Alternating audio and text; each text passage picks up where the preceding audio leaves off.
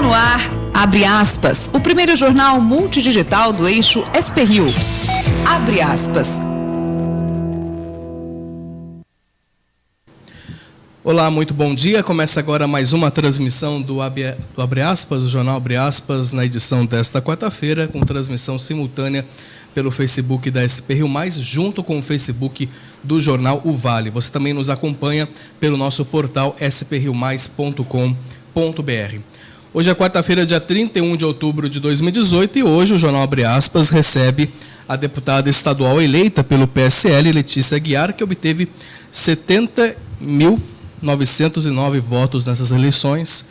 Aqui comigo nos estúdios, me auxiliando nessa entrevista, o jornalista José Guilherme Ferreira e o comentarista doutor Sebastião Domingues. Deputada, muito bom dia, obrigado pela presença e parabéns, pela vitória. Seja bem-vinda aqui à SP-Rio+. Bom dia, Rodrigo, bom dia, José Guilherme, Sebastião, bom dia aí a todos os nossos ouvintes e telespectadores aí, os internautas. Obrigada aí novamente pelo convite de retornar agora, vim como pré-candidata e agora estou retornando como deputada eleita, representando aqui não apenas a nossa querida e amada São José dos Campos, mas também todo o estado de São Paulo. Queria começar perguntando como é que você analisa toda a sua campanha, essas eleições de um modo geral, porque a gente teve a imprensa vem colocando como a onda Bolsonaro, e de fato o Jair Bolsonaro ele conseguiu levar muitos deputados, enfim, até mesmo um senador nessas eleições. Como é que você analisa? Você fez uma campanha também com bastante propostas aqui para a região, mas teve também esse fator do Bolsonaro. Isso foi um conjunto de fatores que te leva hoje à Câmara, à Assembleia Legislativa de São Paulo? Sem dúvida, Rodrigo. Eu acho que foi uma somatória, um conjunto aí de esforços que me levaram a estar eleita, como a única deputada estadual do PSL do Vale do Paraíba, E isso muito me honra, porque nós fizemos... Muita gente fala assim, poxa, mas de onde surgiu a Letícia? Quem é a Letícia? E, na verdade, já estou aí nessa batalha, já tenho aí 4 anos.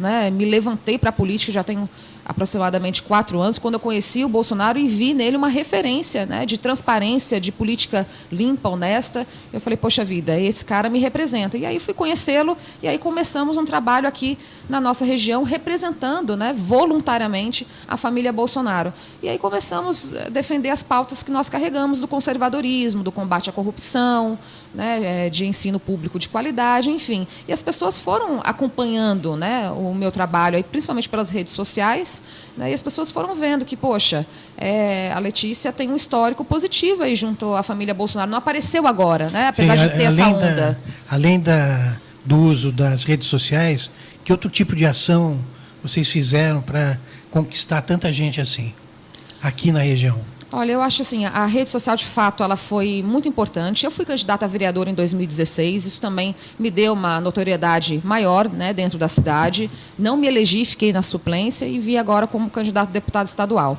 E aí conseguimos nos eleger. Mas eu acho que todas as pautas que a gente defendeu aqui, a caminhada da família, que eu já faço há 4 anos aqui na cidade, junto com o Anderson Senna, que é idealizador da caminhada em defesa da família, já fazemos isso há 4 anos, inclusive agora, dia 1º de dezembro, vai ser a 4ª edição, conseguimos, inclusive, que virasse lei no nosso município, Lei 266/2015, e as pautas que a gente defende contra a ideologia de gênero, contra o marxismo cultural, a favor da escola sem partido, a favor da segurança pública, a favor, combatendo a corrupção por uma política limpa, honesta, íntegra, família, vida, que isso é bastante a base do meu trabalho, da minha essência mesmo, de pessoa, de caráter. Então, eu acho que isso tudo, somando a onda bolsonariana, de estar no partido certo, estar com a pessoa certa, e também muitos voluntários, muitas pessoas nos ajudaram. Temos um grupo de direita, mulheres conservadoras. Essa mulherada deu gás na campanha, fez toda a diferença. Eu não tive gente contratada, são pessoas voluntárias que me ajudaram na campanha. Nós recusamos o fundo partidário, não tive dinheiro público na minha campanha, nem R$1, R$0. Então fizemos uma campanha realmente muito enxuta e muito mesmo na sola de sapato, trabalhando, falando com as pessoas, viajando. Eu tive muito voto também de fora aqui da minha região, lá da região de Ribeirão Preto, o que comprova que a gente rodou e trabalhou muito para estar eleito. Qual a sua perspectiva, qual a sua expectativa, na verdade, qual a expectativa sua de ano que vem estar na Assembleia Legislativa e defender essas pautas que você tem aí de família, de vida, diante de um cenário que está mudando, mas ainda tem uma política ainda antiga, vamos dizer assim, né? Uma velha política ainda presente. Qual que é a sua expectativa? A expectativa, Rodrigo, é a gente realmente enterrar a velha política de vez. As pessoas não aguentam mais, né? Não se sentem representadas por essas pessoas que se corrompem, que se vendem, né, para dentro do sistema corrupto político. E a gente fez uma bancada muito forte de deputados estaduais na Assembleia, né? A nossa maior bancada hoje na Assembleia será do PSL. São 15 deputados estaduais eleitos. Nós tínhamos 0 deputados do PSL e agora temos 15, né? Isso demonstra que estamos muito fortes. Eu estou bastante alinhada também a Janaína Pascoal, minha nova colega aí de trabalho, que também tem os mesmos valores que eu carrego, né? De vida, de família, de conservadorismo e de ser uma grande combatente da corrupção, né? Então, acho que vai ser um processo realmente, mas essa onda bolsonariana, essa onda conservadora, está demonstrando que as pessoas estão procurando e buscando por isso. O candidato tucano, João Dória, foi eleito governador. Sim. Né? Colando a sua imagem à de Bolsonaro, principalmente na reta final da campanha. Né? Oficialmente, o PSL não apoiou o Bolsonaro. Algumas lideranças apoiaram. Não apoiou o Dória. Não apoiou o Dória, desculpa. Como a senhora vai agir em relação ao governador tucano? Olha, assim, nós temos... o deputado estadual ele tem algumas funções. Uma delas é fiscalizar o governo do Estado e trabalhar em conjunto, né, com o governo do Estado. Eu falo sempre que serei uma funcionária do povo, né? Então, eu tenho que trabalhar para trazer as demandas para a população. O que eu não estiver de acordo com o governador, eu vou me posicionar. O que for importante trazer para o nosso Estado de São Paulo, eu vou me posicionar. Trabalhar em conjunto. Inclusive, acho que foi ontem, ele deu uma declaração, né, que vai estar bastante realmente alinhado às pautas do Bolsonaro. Ele parece que ele está realmente caminhando muito para essa ala da direita, do conservadorismo, da segurança pública, de valorizar os nossos policiais, coisa que era uma crítica constante ao PSDB no Estado de São Paulo, né, que abandonou os nossos policiais. Então, eu entendo que ele vai ser um grande parceiro. E quando não for, a gente se posiciona. Agora, a bancada já tem uma posição posição unitária em relação a... Não, ainda não. A gente está... Já se reuniu? Não, inclusive, hoje nós teremos uma reunião lá na Assembleia Legislativa, né, com a bancada do PSL, onde a gente já vai alinhando algumas demandas aí, mas, por enquanto, não tem nenhuma posição oficial. A senhora se alinha ou se identifica com alguma corrente religiosa? Sim, cristã. Mas tem alguma igreja que a senhora frequenta? Eu sou católica, né? Católica, vivo bastante a minha fé cristã, a minha essência, inclusive, eu sempre falei isso, inclusive, na campanha, que a política que eu exerço é alicerçada na fé cristã, né? Frequentei durante muitos anos a Paróquia Espírito Santo, a Paróquia São Bento, ali no Morumbi também, né? Mas eu, inclusive, quando eu vou em qualquer lugar, eu sempre vou visitar a igreja de qualquer cidade, porque para mim é importante, né, estar nesses locais. Mas eu sou da Igreja Católica, mas eu tive muito apoio dos nossos irmãos evangélicos, que nos abraçaram, e assim como abraçaram o Jair Bolsonaro também, entendendo que nós precisamos, antes de uma crise econômica, nós vivemos uma crise moral e esses valores eles precisam ser resgatados. É uma das preocupações das cidades do Vale é que, efetivamente, a gente acabou perdendo representação nas duas câmaras, né? E devido até pela onda bolsonarista, porque levou muitos candidatos pelo voto de legenda. Não é o seu caso, porque você teve efetivamente uma excelente votação, foi por meios próprios, além do Bolsonaro, mas tem o mérito maior é seu, porque você não consegue 70 mil votos da noite para o dia, como você mesmo disse, né? Mas só queria pedir um favor para você, que é lembrar que o deputado tem direito a verbas que ele pode destinar às instituições do Vale do Paraíba, né? Então, o GAC, a Santa Casa, as Santas Casas das outras cidades, quer dizer, você não se esqueça de olhar para fazer a destinação dessas verbas para as entidades que precisam e estão preocupadas com isso. Sem dúvida. Esse é um trabalho que a gente já faz, mesmo sem antes de estar eleita. Inclusive, eu fiz uma dobrada com alguns federais, né, que foi o Eduardo Bolsonaro, o Júnior Bozella e o Coronel Tadeu, né?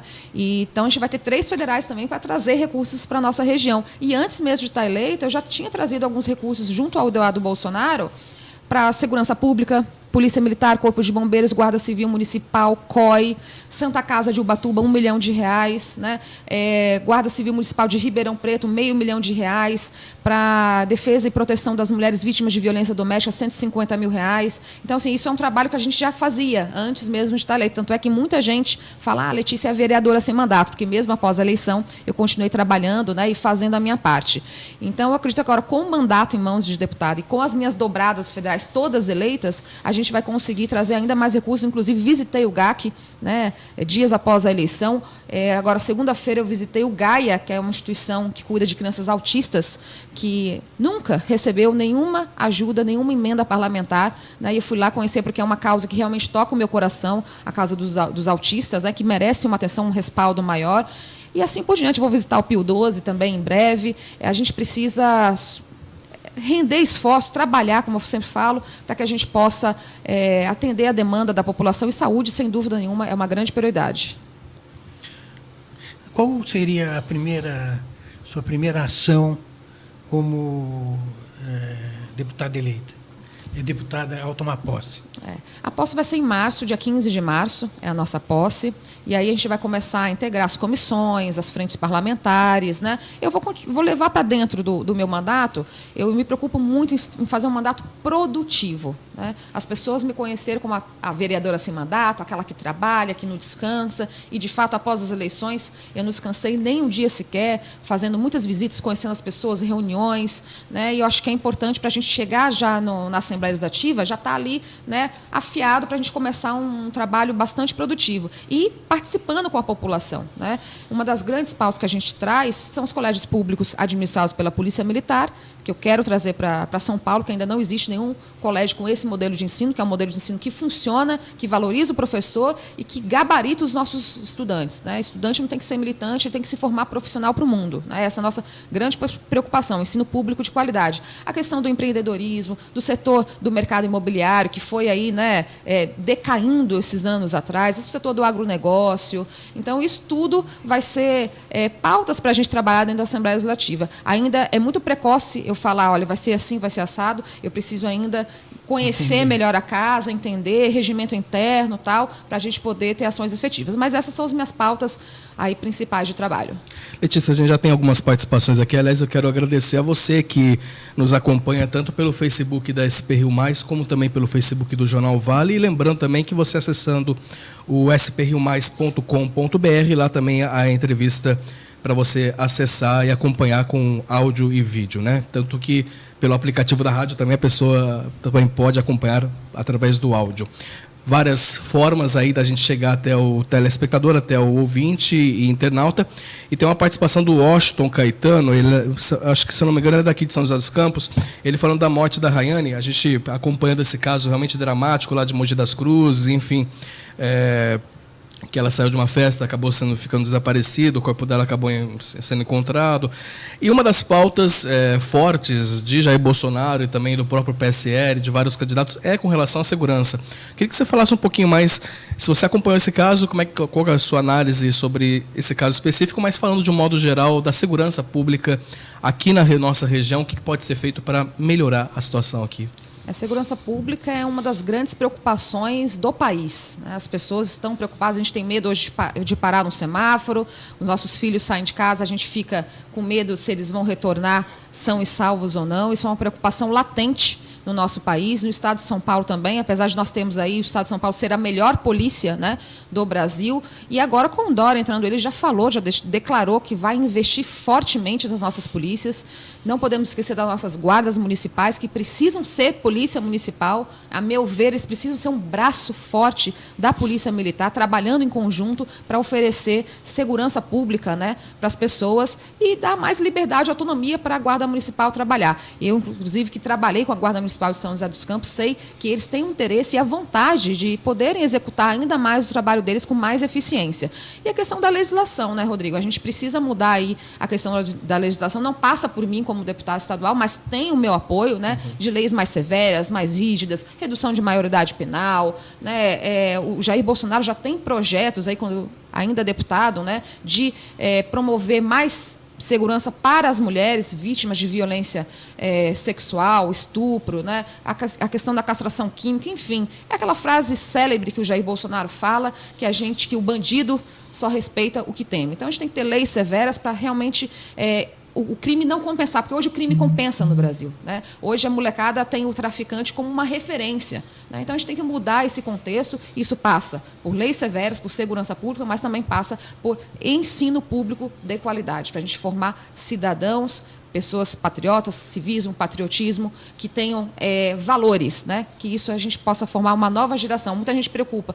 Nossa, que mundo vamos deixar para os nossos filhos? Mas que filhos nós estamos deixando para o mundo? Essa é uma preocupação também bastante latente no meu trabalho.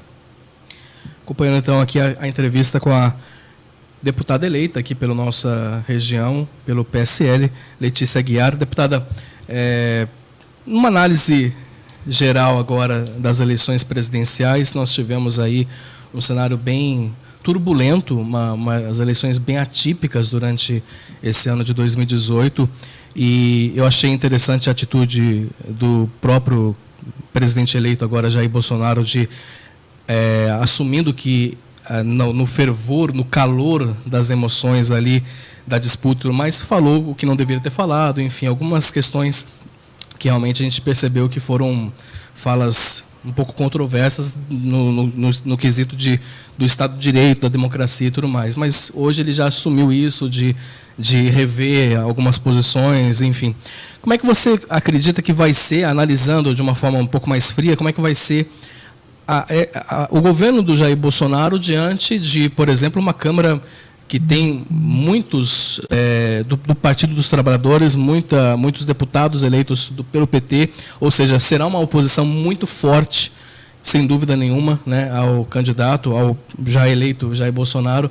Como é que você analisa a situação toda, diante do ponto de vista também aqui da nossa região, mas percebendo todo esse cenário que a gente viveu e agora a gente, gostando ou não, como eu falei no domingo e como eu falei na segunda-feira, se foi o seu voto ou não, se você votou para o Haddad ou para o Bolsonaro, agora é o Jair Bolsonaro que assume a presidência e vamos, então, acompanhar e desejar sorte a esse presidente eleito. Sim. Mas como é que você analisa toda essa situação? Eu estou muito otimista com o governo Bolsonaro, porque eu sei que ele tem as melhores das boas intenções. Não só ele, como a equipe que ele está aí trazendo para os ministérios e os próprios deputados eleitos, né? Hoje o PSL...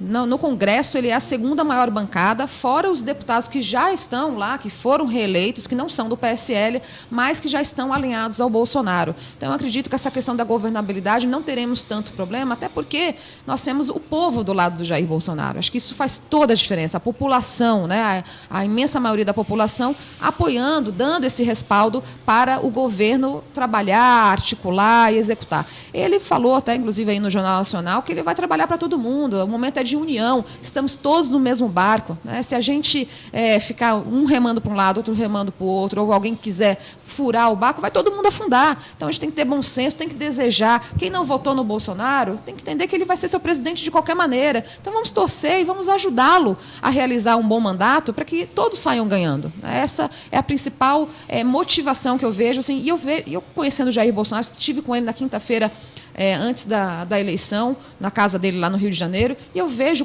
quão bem intencionado esse homem está, o quanto ele fala, ele não é o mais capacitado, mas ele tem muita vontade de exercer um excelente mandato e com uma equipe muito bem selecionada para trabalhar junto com ele pelo Brasil, né? Eu acho que realmente vai ser um governo referência, vai deixar legado, vai deixar história, e eu participando dessa história, para mim, muito me honra estar ao lado do Bolsonaro nesse momento histórico do nosso país. Infelizmente, eu acho que, seja quem for o presidente, né, fosse o Bolsonaro, fosse quem fosse, ele vai ter um período muito difícil. Ainda mais tendo na oposição uma oposição que já está se demonstrando raivosa, né? Porque o próprio Haddad não teve o praxe internacional Sim. de cumprimentar o vencedor, né? No dia, né? No dia. No dia sim, então, mas ele não teve essa grandeza. E eu recebi pelo Zap um vídeo do Guilherme Boulos, já incitando a população, quer dizer, o sujeito nem tomou posse, Sim. Ele já quer fazer movimentos e tal. Então, quer dizer, então eu realmente acredito que vai ser um governo que vai ter greve toda semana. Isso aí eu não tenho a menor dúvida, até porque qualquer governante que assumisse teria e vai ter que tomar medidas impopulares, né? Tipo, controle econômico, reforma da Previdência e tal. Corte de gastos, né? Efetivamente, nós atravessamos a pior crise econômica dos últimos 100 anos do país, né? Nós já estamos numa rota de recuperação, mas não vai ser fácil para quem quer que seja. Então, eu acho que realmente as pessoas de bem que querem, que estão no barco para remar, né, e não para fazer buraco, tem que também trabalhar para que as coisas, para fortalecer ações do governo que sejam no sentido de melhorar o país. Mas que não vai ser fácil, não vai ser fácil. É um grande desafio, sem dúvida, é um desafio. Ele sabe disso, ele sabe da tamanha responsabilidade, né, que está sobre as costas dele, inclusive nós falamos sobre isso, né, mas ele está muito convicto de que realmente é uma missão que apareceu na vida dele, ele como um cristão assim como eu, uma missão árdua, não vai ser fácil, mas é isso que a gente precisa, da população do nosso lado, dos deputados todos que foram eleitos realmente engajados, né? E depois a gente vir também nos municípios fazendo essa limpeza para essa base municipal também dar essa sustentação para o governo Bolsonaro. A senhora esteve com ele quando? Quinta-feira passada. Quinta-feira. Como ele está de saúde? Olha, assim, é impressionante. Ele estava muito cansado, exausto dessa batalha de campanha, porque cansa mesmo, né? Levou a facada lá, imagina, mais, né, um motivo para ele estar exausto. Mas, assim, é impressionante como ele, firme, sabe? Firme. Falei, Jair, como é que você está? Ele disse, eu estou bem, estou seguro, estou animado. Falei, está em paz, missão cumprida? Missão cumprida. Isso foi na quinta-feira, alguns dias antes da eleição. E eu sinto que o Jair Bolsonaro está totalmente preparado. A questão da saúde, realmente, assim, para mim, Deus salvou a vida do Jair Bolsonaro, não há dúvida disso, porque o que aconteceu com ele foi realmente muito sério, né? E porque tem uma missão para ele. Então, assim, Jair Bolsonaro está pronto para ser o nosso presidente aí no dia 1º de janeiro e subir a rampa presidencial. Vocês percebem assim, alguma preocupação no sentido de que esse aspecto messiânico que procuram dar para a eleição dele não pode voltar contra, já que ele não vai conseguir resolver os problemas do Brasil em curto prazo? Quer dizer, a gente sabe que todo executivo que é eleito gera uma expectativa. No caso do Jair Bolsonaro, essa expectativa, além de grande, como você acabou de dizer, é messiânica, como se ele fosse realmente um enviado de Deus para resolver os problemas. E a gente sabe que não há problema fácil de ser resolvido. Como é que vocês pretendem lidar com a insatisfação da população que vai vir, com a frustração, já que ele não é Deus e não vai conseguir resolver os problemas do país num toque de mágica, né? Perfeito. Isso ele sempre falou, inclusive, durante a campanha, né? Ele tem um Messias no nome, mas ele não é o salvador da pátria. Na verdade, é uma responsabilidade de todos nós brasileiros, né? Nós todos vivemos dentro desse país e todos nós temos essa corresponsabilidade com o nosso país. Nós também temos que dar exemplo, nós também temos que trabalhar, nós também temos que exercer a nossa cidadania e ajudar o presidente. Mesmo se você não votou nele, como eu disse, ele será o seu presidente. Então, você precisa entender que estamos todos dentro da mesma aeronave e que o nosso Brasil ele precisa crescer, né? A gente está com o bico para baixo, né? O Temer pegou aí a aeronave Brasil quase realmente acabando, se encerrando. E ele aí está começando a levantar e agora eu entendo que vai dar uma guinada. Mas, de fato, o desafio vai ser imenso. Não podemos entender que ele é um salvador da pátria, ele é um ser humano como outro qualquer. As críticas virão, a gente já sabe disso. Principalmente aí nesse primeiro ano, vai ser um ano muito desafiador para colocar as contas em dias, para extinguir muitos cargos de pessoas inúteis que não produzem dentro, né, do sistema que a gente precisa, do Estado, esse Estado enorme. E o próprio Onyx Lorenzoni, que vai ser aí o ministro da chefe da Casa Civil,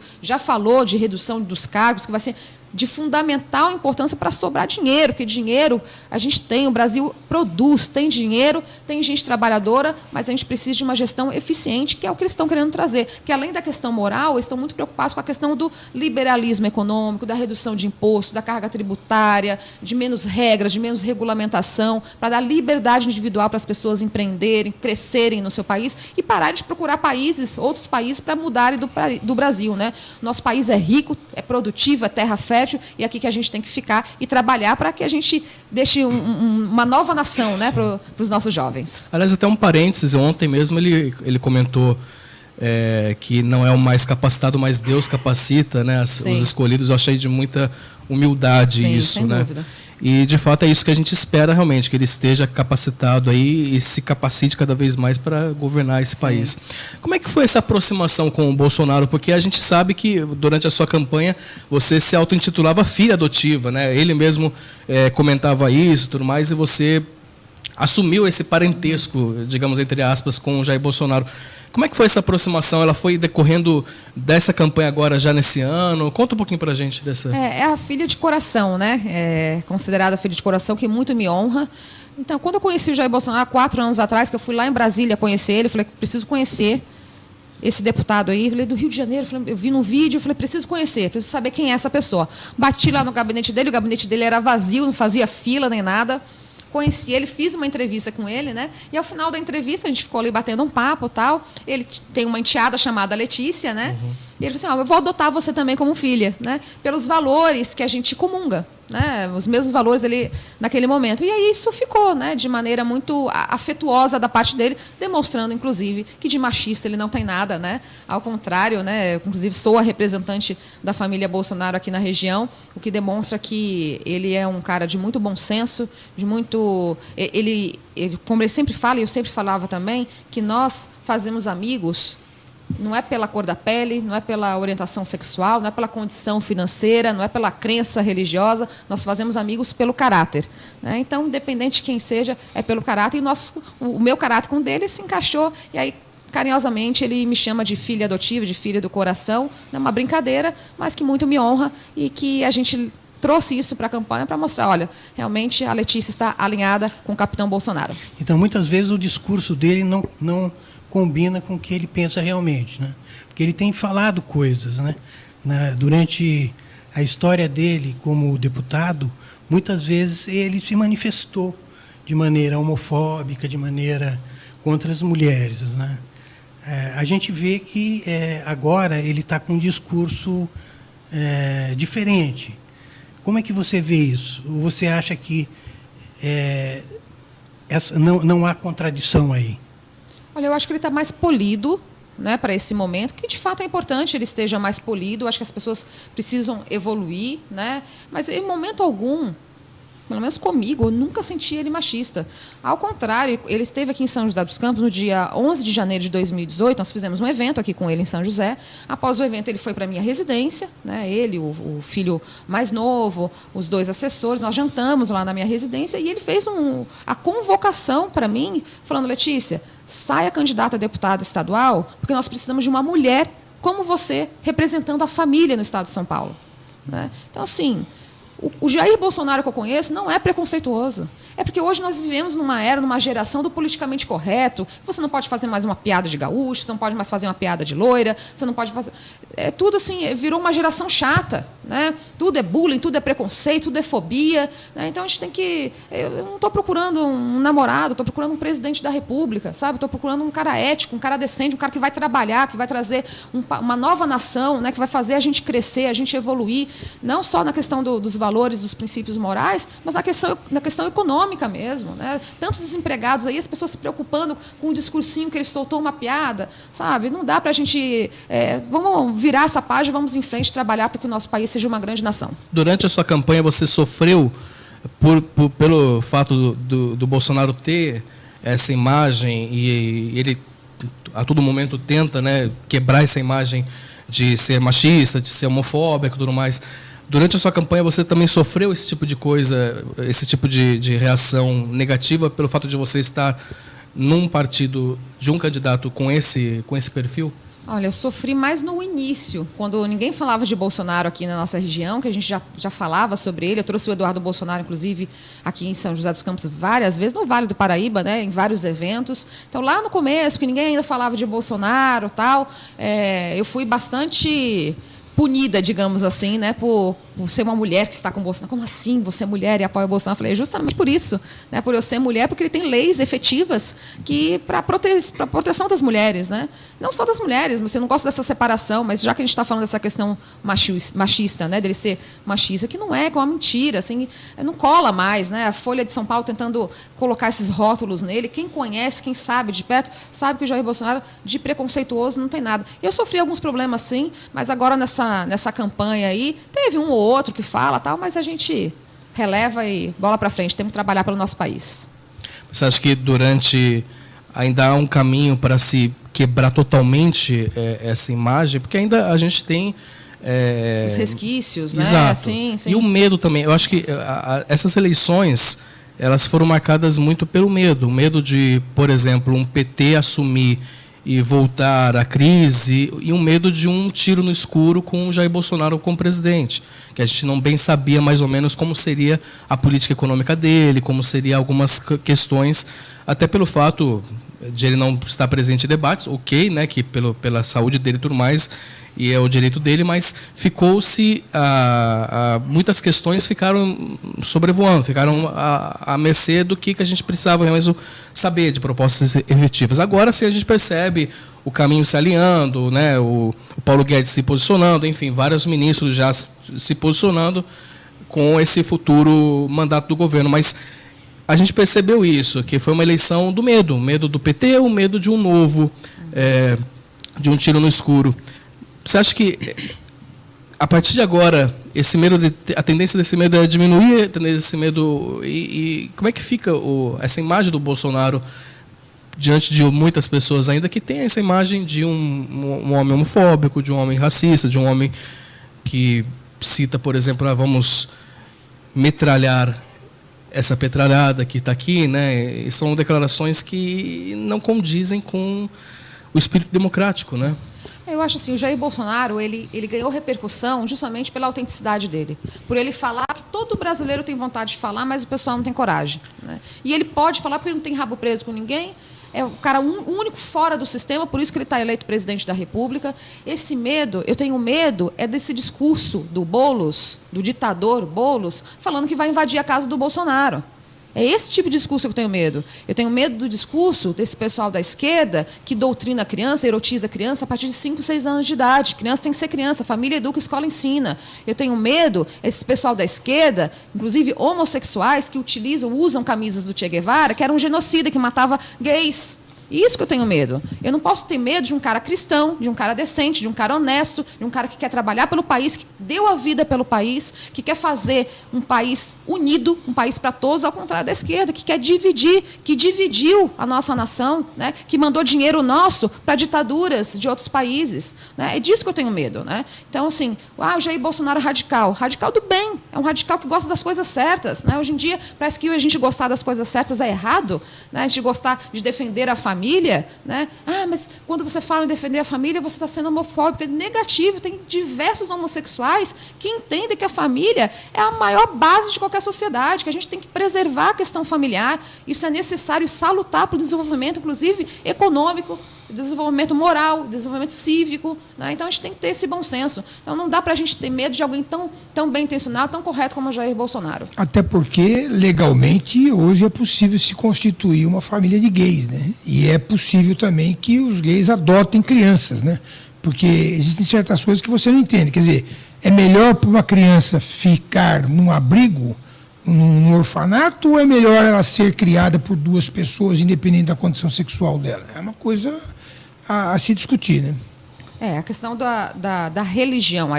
O casamento ele não veio do Estado, né? Ele veio da igreja, né? Quem instituiu o casamento foi a igreja. Então o Estado não pode interferir. Mas eu sou a favor de que os homossexuais possam casar no civil, para que eles possam ter os direitos deles resguardados. Acho que isso é muito justo. São duas coisas diferentes, você acabou de falar. Quer dizer, uma coisa é a igreja se negar a fazer uma cerimônia religiosa de um casamento, que não está dentro dos preceitos dela. Perfeito. Mas não quer dizer que você não possa ter um casamento civil, Sim. que é o que acontece hoje no Brasil. As pessoas confundem, infelizmente, isso. Né? Quer dizer, toda agremiação, seja ela uma igreja, uma associação de amigos, um clube de campo, seja o que for, ela tem direito a ter as leis delas, as regras dela, e você ninguém é obrigado a submeter ou não a essas regras. Quer dizer, uma coisa é o Estado de Direito, como você falou, que permite a união de homossexuais, outra coisa é a questão religiosa. Né? Sim, correto. Muito bem. Eu acho que a gente já até estendeu bastante o tempo aqui, porque o assunto realmente flui, é um assunto bastante interessante. E a nossa deputada tem uma voz muito boa no microfone, né? Que bom, obrigada. E tomara que essa voz seja ressoada na Assembleia, que você consiga ter voz lá, o que é um desafio também grande, mas como você mesmo disse, é um desafio que você vai enfrentar, é isso? Sim, vou enfrentar com muito amor, com muito empenho, com muita dedicação. É uma característica minha. Eu comecei a trabalhar, Rodrigo, com 9 anos de idade, num comércio pequenininho dos meus pais, e eu aprendi ali a trabalhar, a ter essa essência do trabalho. Eu acho que isso dignifica qualquer pessoa, né? Salutar para o desenvolvimento do ser humano. E eu aprendi que trabalhar faz bem, e eu vou fazer isso, trabalhar dentro da política, fazendo, como eu falei na campanha, que é uma frase aí que eu usei bastante na campanha, fazendo uma gestão pública honrada, eficiente e que agrade ao coração de Deus. Podem contar comigo, com o meu empenho nessa missão aí ao lado do nosso capitão Bolsonaro. Só uma última pergunta. Você pretende procurar, por exemplo, o atual deputado Hélio Nishimoto para conversar com ele sobre as demandas da região, que pode estar em pauta para você poder continuar o que for necessário? Olha, na verdade, não havia pensado nessa possibilidade. Claro, posso conversar com ele tranquilamente. Acho que a gente tem que ter bom senso, relacionamento, equilíbrio, discernimento para a gente fazer o trabalho que as pessoas esperam da gente, né? Eu tenho já rodado bastante aí as cidades aqui do Vale. Vou continuar rodando, inclusive, outras cidades fora do Vale, que onde também tive votação, e nós precisamos trabalhar pelo estado inteiro. Mas tenho certeza que São José vai ser agraciada com o meu trabalho, não só São José, o Vale do Paraíba todo, o estado de São Paulo, nesses 4 anos de mandato aí que temos pela frente. Letícia, quero agradecer a presença aqui em nome da SP Rio Mais, desejar muito boa sorte, força aí nessa sua jornada agora, né, diante da Assembleia como deputada estadual eleita, representando aqui a nossa região, mas não só a região, mas o estado de São Paulo inteiro. E a gente espera que retorne aqui mais vezes aqui para a gente poder acompanhar, e estaremos acompanhando o seu mandato de forma também crítica, né? E desejar sorte. Muito obrigado pela presença aqui. Obrigada a todos aqui pelo carinho, pela consideração, a SP Rio, a todos os nossos internautas aí, telespectadores e ouvintes que estão ligados aí com a gente. Obrigada pelo carinho, pela consideração. Pode ter certeza que vocês têm aqui uma deputada de trabalho, de ética, de decência e com muita vontade de fazer um excelente mandato, porque aqui é trabalho. Brasil acima de tudo, Deus acima de todos. Obrigado, Letícia. Quero agradecer a audiência aqui que nós estamos tendo, tanto pelo Facebook da SP Rio Mais, como também do Jornal Vale. Lembrando que esse conteúdo depois, se você quiser rever essa entrevista desde o começo, vai estar já lá no nosso portal. Só acessar spriomais.com.br. O intervalo rápido, na sequência nós temos a sequência aqui. Na sequência, continuamos com as notícias do Brasil e do mundo, também notícias regionais aqui no Jornal Abre Aspas.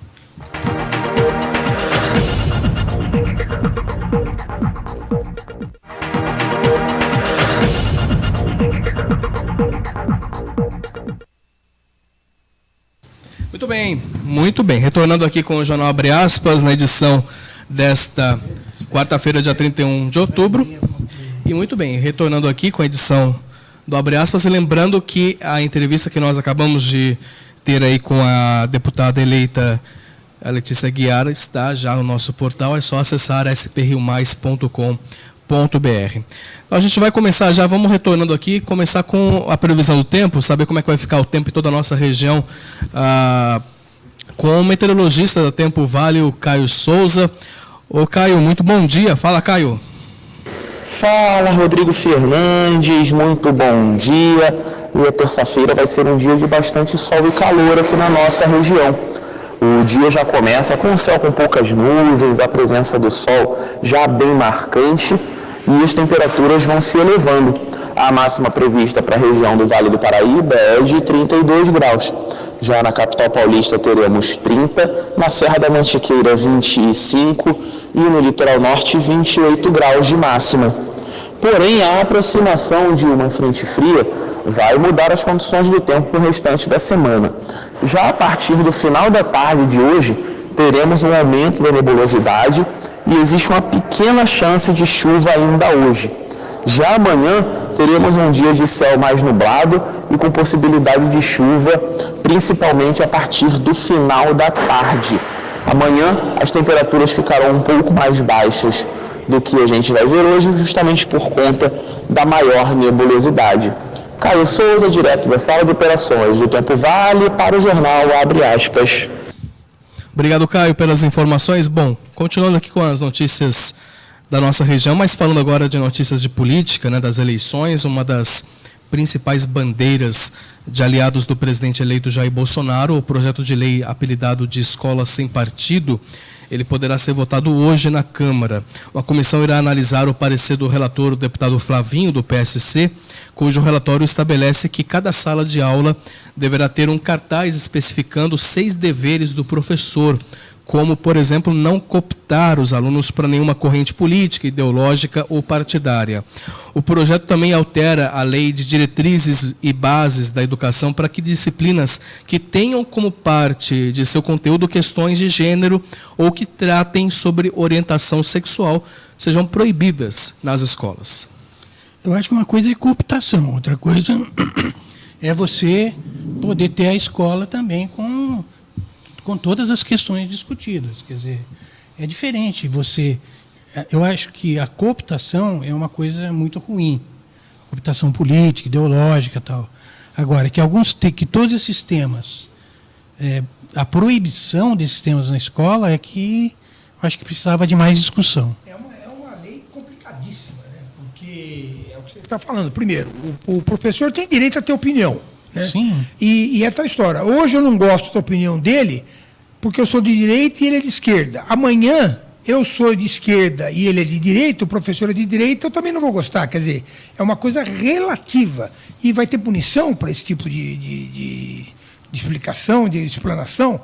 É muito complicado, porque isso aí é aquela linha tênue, né, entre o autoritarismo, o totalitarismo e a liberdade. Né? Pois é, eu acho que a gente tem que ficar de olho nisso, que não é uma coisa simples assim. O deputado federal Onyx Lorenzoni, indicado como chefe da Casa Civil do governo de Jair Bolsonaro, reúne-se hoje com o atual chefe da pasta, Eliseu Padilha, para definir a transição de governo. Na reunião serão apresentados os primeiros dos 50 nomes da equipe de transição. E Lorenzoni, ele confirmou ontem, né, que o novo gabinete terá entre 15 e 16 ministérios. Ele também anunciou a fusão dos ministérios do meio ambiente com a da agricultura, que é uma medida bastante criticada aí por ambientalistas. Já um superministério, o Ministério da Economia, que irá reunir as atuais pastas da Fazenda, Planejamento, Indústria e Comércio. O juiz federal Sérgio Moro afirmou que um provável convite do presidente eleito Jair Bolsonaro para o Ministério da Justiça ou para compor o STF será, se confirmado, objeto de ponderada discussão e reflexão, disse ele. Em nota oficial, o magistrado responsável pelos processos da Lava Jato no estado do Paraná disse que, nesse momento, tem a dizer apenas que fica honrado com essa lembrança. Tem 2 comentários aí. Primeiro, essa questão de fusão de ministérios é positivo do ponto de vista de enxugamento da máquina, mas preocupante em alguns aspectos. Eu, por exemplo, acho que o Ministério do Meio Ambiente estaria muito mais bem posicionado na saúde do que na agricultura, porque quando você coloca ele na agricultura, dá a impressão que você vai subjugar o meio ambiente à agricultura. E o meio ambiente não é só agricultura, é poluição, é deslocamento, é poluição de rio, é um monte de atividades. Então, me parecia mais coerente ficar, por exemplo, na saúde, ou manter isolado. Né? Sim, eu acho que ele podia ter até ponderado de manter o meio ambiente por uma questão... Esse ministério foi construído ao longo dos últimos anos com muitas batalhas, e o nosso país é uma grandeza ambiental muito grande, né? Então, sei lá, E muito complexa também, muito né? complexa. E além disso, não é uma coisa simples você colocar... Né? E além disso, tem uma outra questão que, falando do politicamente correto, quer dizer, pega bem você valorizar o meio ambiente, até em níveis internacionais, né? Sim, porque essa questão de... O comércio hoje, o comércio global, ele está de olho nessas questões de sustentabilidade. Então, essa coisa de falar, não, vamos parar com essa coisa de mimimi ambientalista, não é por aí mesmo, porque o mundo está de olho nessas questões ambientais. Então, os próprios ruralistas, alguns deles, foram até Bolsonaro pedir para ele dar uma reestudada nisso, mas parece que... Vamos aguardar. E agora, sobre a questão do Moro, quer dizer, eu acho importantíssimo, né, que a figura dele seja reverenciada. Particularmente, não sou da área, não tenho nada no assunto, quer dizer, acho para ele uma furada para o Ministério da Justiça, porque ele vai ter muita dor de cabeça e não vai ter uma projeção tão grande, né? Quer dizer, muito mais importante seria ele ser indicado para o STF, porque isso realmente seria um reconhecimento uma eternização do nome dele, né, que merece ser eternizado pelo que ele fez pelo país, e, além de tudo, traria uma cabeça nova, ares novos para o Supremo. É claro que não existe uma vaga no momento, mas o Celso de Mello, em algum momento, vai se aposentar, então eu acho que realmente ele deveria se guardar para ser indicado, então, para o STF. Mesmo porque a defesa do ex-presidente Lula está de olho nessa questão de Moro passar a ser uma peça partidária, né? Entendeu? Mas, pois é, no STF ele não teria essa função. No STF não. Agora, eu só fico pensando, emendando um pouco a conversa aqui, eu estava ouvindo as notícias econômicas logo na segunda-feira de manhã, e estamos aqui conversando do Moro, né? Se o Haddad tivesse sido eleito, a conversa seria outra, né? A economia estaria indo para o brejo, e o Moro, com certeza, estaria arriscado a ser exilado do país, né? Não sabemos, né, doutor Sebastião? Mas é provável. Não dá para a gente afirmar isso.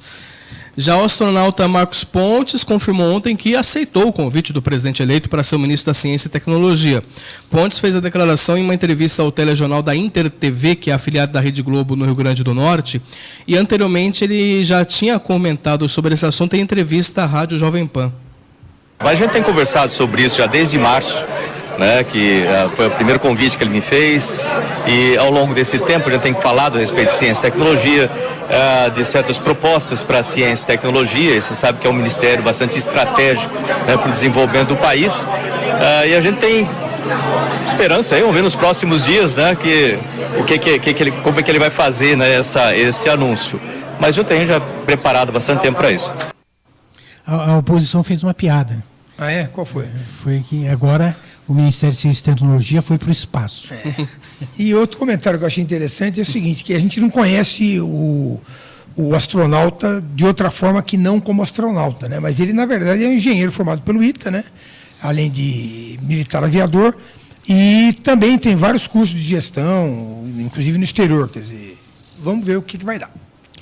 O ex-presidente Luiz Inácio Lula da Silva, condenado e preso em Curitiba, disse a interlocutores do PT que seria melhor esperar até o carnaval antes de definir a estratégia de oposição ao governo do Jair Bolsonaro. Segundo relatos feitos à direção nacional do PT nos últimos 2 dias, Lula avaliou que Bolsonaro terá dificuldades para executar propostas radicais apresentadas durante a campanha eleitoral devido ao, abre aspas, sistema de presos e contrapesos da democracia. Petistas interpretaram essa fala do ex-presidente como uma referência ao Congresso e ao STF. E o Lula também agora está aderindo àquela máxima, né, que o Brasil só começa a funcionar depois do Carnaval, né?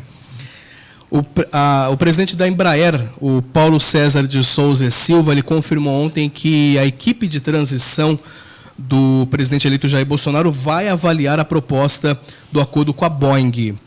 A equipe deve revisar o acordo juntamente com o governo Michel Temer, que já se manifestou favorável à combinação comercial entre as companhias.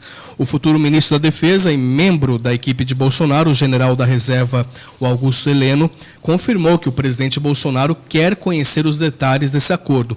Joaquim Silva e Luna, né, que é o atual ministro da Defesa, ele já havia anunciado que o governo irá apresentar um negócio à equipe de transição de Bolsonaro. A expectativa é que esse acordo seja concluído no segundo semestre de 2019, após passar pelos órgãos reguladores. Bom, 9h55, os destaques também que nós temos aqui com relação à política, com relação também aos destaques da nossa região. Lembrando que você pode interagir conosco sempre no nosso canal pela internet, tanto pelo Facebook como também pelo nosso site. O Facebook nosso é pela SP Rio Mais, também a gente está com a transmissão simultânea com o Jornal Vale, e o nosso site é spriomais.com.br. Eu vou mudar um pouquinho de assunto e falar de esportes. Hoje nós tivemos uma edição um pouquinho mais enxuta, né, com a presença da deputada eleita, a Letícia Guiar, que, aliás, você pode rever essa entrevista lá na nossa página, na SP Rio Mais. Mas vamos falar de esporte porque hoje o Palmeiras entra em campo pela Libertadores precisando aí de uma vitória, viu? Os destaques desse jogão de bola que acontece logo mais à noite, também de outros destaques com Douglas Cruz. Muito bom dia, Douglas. Um bom dia aos internautas da SP Rio Mais e do Jornal O Vale. Vamos conferir os destaques desta quarta-feira esportiva. E vamos começar com o Libertadores. Saiu ontem o primeiro finalista da Copa Libertadores e, infelizmente, ele não é brasileiro. River Plate eliminou o Grêmio em plena arena do Grêmio lá em Porto Alegre com um placar de 2-1, se classificando, portanto, no gol fora de casa, visto que o Grêmio tinha ganhado lá por 1-0 e o River veio e ganhou de 2-1 aqui do Grêmio, como gol fora de casa, tecnicamente conta 2 gols aí. O River fez 2 gols fora de casa e com esse resultado ele eliminou o Grêmio. Bom, vamos falar do jogo. O Grêmio abriu o placar com o Leonardo aos 36 do primeiro tempo, num chute de fora da área, um chute bonito inclusive, e o jogo estava tranquilo, estava totalmente dominado pelo Grêmio até os 36 do segundo tempo, quando num lance meio polêmico, Borré fez um gol de cabeça. Os gremistas reclamaram muito um toque de mão e uma falta no mesmo lance, mas o VAR, o árbitro de vídeo, não entrou em ação e deixou o River empatar o jogo. Agora, para maior ainda reclamação dos gremistas, por volta dos 45 ali do segundo tempo, o árbitro de vídeo deu um pênalti muito polêmico de Bressan, num toque de mão dentro da área, e expulsou o zagueiro do Grêmio. Com esse resultado, Pity Martinez foi e converteu o gol, fazendo 2-1 para o River, eliminando o Grêmio em sua própria arena para mais de 45 mil pessoas. Os gremistas reclamaram muito, o Bressan ficou ensandecido, tem imagens dele brigando com o juiz ali. Renato Gaúcho diz que o Grêmio foi roubado pela Conmebol, pois o VAR é seletivo, segundo ele. Ele diz que o VAR escolhe lances para atuar e sempre contra os times brasileiros.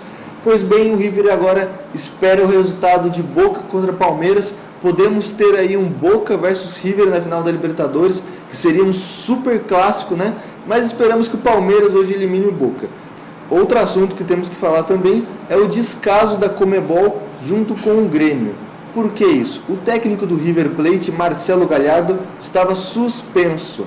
Mesmo assim, ele estava no estádio, estava claramente se comunicando com seu auxiliar por meio de walkie-talkie, celulares, e no intervalo do jogo ele chegou a entrar no vestiário, o que é errado. O técnico provavelmente será punido, mas isso mostra que a Conmebol não tem força para evitar que o técnico faça isso. Ele deu instrução para o time, classificou o seu time para a final, ele não deveria nem estar lá. Renato Gaúcho também reclamou muito disso, mas enfim, vamos ver aí o que vai acontecer nos próximos dias. Hoje temos a outra semifinal, Palmeiras versus Boca Juniors, na Arena Palmeiras, às 9h45. O Palmeiras tem que devolver o placar de 2-0 para levar para os pênaltis ou ganhar de 3-0 para se classificar.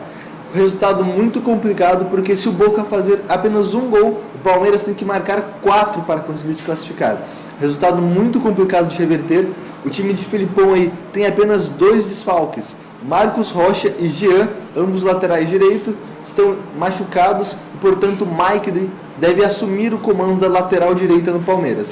Algo que não deve ser muito prejudicial, visto que o Mike já vinha jogando ali na lateral. O Boca também vem com força máxima, menos com seu técnico, que também está suspenso, não pode entrar em campo, mas é esperado um grande jogo hoje na Arena Palmeiras, sempre com a previsão de catimba dos argentinos, de muita confusão, mas esperamos que seja um jogo tranquilo, com apenas futebol. Voltamos amanhã então com a decisão da final da Libertadores decidida. Esperamos que não seja um Boca versus River, que o Palmeiras se classifique hoje para a final. Então, Rodrigo, José Guilherme, por hoje é só. Eu volto amanhã aí com o finalista da Libertadores. Douglas Cruz para o jornal Abre Aspas. Obrigado, Douglas. Falando do esporte regional, o São José Futsal quer terminar o ano bem e a grande chance é na Liga Paulista, onde o time está na semifinal. Hoje, a partir das 7h da noite, recebe o Corinthians no ginásio do Tênis Clube aqui em São José pelo jogo de ida. O time da região, fundado em 2007, tem 2 títulos estaduais e justamente no ano da fundação, em 2007. Depois, em 2008, há exatos 10 anos. Em 2009, chegou às semifinais e perdeu para o próprio Corinthians, que atualmente tem um dos elencos mais fortes do país. Como teve time corintiano diante do um time melhor, de melhor resultado, o Corinthians, então, ele segue aí com uma vitória pela semifinal. Muito bem. Partida de hoje, então, entre esse jogo, como teve campanha melhor, como teve campanha melhor durante o torneio, o time corintiano terá o direito de fazer o segundo jogo em casa e com vantagem do empate nos 2 jogos e mais na prorrogação. Assim, o time da região, comandado pelo técnico Flavinho, ele vai ter que vencer ao menos uma das partidas para reverter essa vantagem. A outra semifinal é disputada entre Intel de Orlândia e o Magnus Futsal. O primeiro jogo já aconteceu, o time de Orlândia saiu na frente, vencendo por 5-4. O jogo de volta do São José será no dia 8 de novembro em São Paulo. E o Taubaté, precisando de uma vitória com pelo menos 2 gols de diferença no sábado, o Burrão se enfrenta agora, né? Ele se reapresentou ontem para iniciar os trabalhos de olho no Votuporanguense. Depois de perder o primeiro jogo das quartas de final por 4-2, o time da região sabe que tem uma dura missão aí no fim de semana para a partida de volta no Joaquinzão. O técnico Marcelo Martelotti teve uma longa conversa com os jogadores e preparou um treino tático esboçando aí a equipe que deve tentar buscar a virada em busca das semifinais. Para o confronto, o elenco quer o apoio da torcida. Se conseguir a classificação, o time da região irá disputar as semifinais e terá a chance de garantir pela primeira vez uma vaga em uma competição de nível nacional. Os finalistas da Copa Paulista disputam ou a Copa do Brasil ou a Série D do Campeonato Brasileiro no ano que vem. E com uma vitória e 2 derrotas no NBB, o Novo Basquete Brasil, o São José só volta a jogar pelo torneio nacional na próxima segunda-feira, lá em Mogi das Cruzes, quando recebe o Mogi. Aliás, perdão, não é em Mogi, é aqui em São José dos Campos. Ele recebe o Mogi das Cruzes aqui em São José dos Campos, no ginásio Lineu de Moura. E, enquanto isso, o técnico Paulo César Jaú organiza o time para mais uma partida. Os jogadores, eles aproveitam também alguns momentos aí de integração com outras equipes da cidade. E é o caso da equipe josense, que vai receber hoje a equipe paralímpica de vôlei sentado, para uma vivência entre as modalidades. O vôlei sentado é uma modalidade paralímpica, né, para atletas com deficiência física ou deficiência relacionada à locomoção. E segundo a diretoria aí da equipe de basquete, a parceria entre os 2 clubes visa fomentar as atividades paralímpicas através da pedagogia do exemplo que a equipe de basquete de alto rendimento proporciona, além do exemplo de superação dos paratletas na prática esportiva. A partir dessa convivência, essa vivência aí está marcada para 7 horas da noite de hoje, no ginásio Lineu de Moura, aqui em São José. Hoje é Halloween, Dia das Bruxas, mas também é conhecido como Dia do Saci. São Paulo é um dos estados que comemora essa data justamente para valorizar a nossa cultura. 60 quilômetros foi a distância que os alunos da zona rural de Jacareí percorreram até Taubaté para ver a exposição e a peça de teatro sobre o personagem mais travesso do folclore brasileiro, o Saci. O local, a casa que já foi do avô de Monteiro Lobato, o escritor que eternizou na literatura o perneta mais querido do país. Para mim, ele é um menino meio arteiro e meio bonzinho. O menino negro que na crença popular faz travessuras, como trocar o pote de sal pelo pote de açúcar, vive no imaginário de crianças e adultos. Tudo para eles é o Saci que fez. E a gente ouve, não desmente, né? E vai instigando para que isso permaneça com eles, que vai passando de geração em geração. Pouca gente sabe, mas na origem do mito, Saci era um índio. Foi só com a chegada dos negros no Brasil que ele ganhou a forma que nós conhecemos hoje, um menino negro de uma perna só. E aquele gol é o toque europeu que tem no Saci também. Então ele representa as 3 etnias formadoras do povo brasileiro, né? O índio, o negro e o europeu, no caso o português.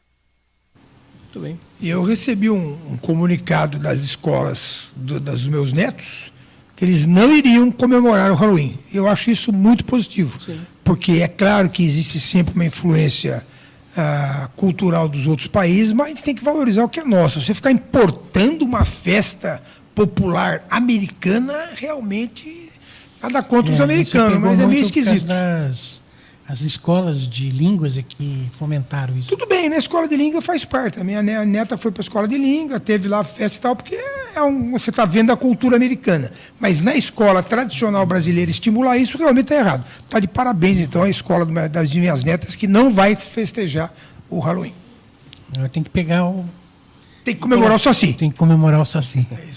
E lá em Taubaté tem o sítio do Peco-Pau Amarelo, né? Sítio que tem aí a representatividade aí do Saci, uma estátua do Saci lá, enfim. Existem ações também lúdicas aí com as crianças, teatro. Aqui em São José dos Campos, aliás, na programação aqui do dia do Halloween, do dia das bruxas e tudo mais, hoje vai ter uma sessão macabra, né, com a apresentação teatral e exibição de 6 filmes de curta-metragem dos gêneros fantástico e terror. Essa programação era preparada pela Fundação Cultural Cassiano Ricardo, justamente para essa quarta-feira, dia das bruxas, né? Então começa a partir das 7 horas da noite na Casa de Cultura Chico Triste, na Vila Tesouro, na região leste. Então é uma dica para quem gosta e quem também tem coragem, né? De 7 horas da noite, já começa esse... Você vai, né, Rodrigo? Não, eu não vou porque fica longe, mas de noite. Mas o estilão... O evento faz parte do 3º Festival Internacional de Cinema Fantástico, que foi realizado em julho deste ano aqui em São José. Aliás, um festival muito interessante que São José promoveu. E, tirando um pouco de sempre ter as mesmas coisas, os mesmos estilos, os mesmos gêneros de filmes, de documentários, indo para o lado mais de fantástico, de terror e tudo mais. Então está aí uma iniciativa também da Fundação Cultural Cassiano Ricardo que promove essa sessão macabra aqui em São José dos Campos. Tudo bem. Vai ter coragem, doutor Sebastião? Não sou muito chegado a filme de terror, não. Já fui, hoje em dia não mais. Doutor, muito obrigado e ótimo Halloween, ótimo dia do Saci, ótimo feriado também agora também. Nós teremos um feriado agora para esses dias. Uma ótima semana. Obrigado. Para vocês também, até quarta-feira. Até quarta. Zé, retornamos amanhã. Sim. Obrigado mais uma vez. Obrigado a você pela audiência. Um ótimo Dia das Bruxas, dia do Saci. Dia do Saci. E a gente retorna então amanhã com mais os destaques aí do Brasil e do mundo, também as notícias da região com o Jornal Abre Aspas. Uma ótima quarta-feira e até amanhã.